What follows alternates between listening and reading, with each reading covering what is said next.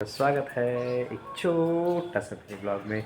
तो आज हम लोग सुबह सुबह ब्लॉग बना रहे हैं। क्यों, किस लिए, ये भी बताएंगे। ये एंजल बताएगी क्यों बना रही है। हेलो बोलो, गुड मॉर्निंग। तो एंजल जो सुबह सुबह जो वीडियो बना रही है ना, क्यों बना रही है, क्योंकि ये हम लोगों का आज अर्ली इन द मॉर्निंग है ना, जो टोमेटो है वो आज तैयार हो गया है। तो एंजल बहुत खुश है और आज एंजल अपने हाथों से ये पहला टोमेटो को तोड़ेगी। चलिए एंजल, तोड़िए अच्छे से, हम क्लिक करेंगे। नहीं नहीं, उसी को तोड़ना है, रुकिए। हाँ यस,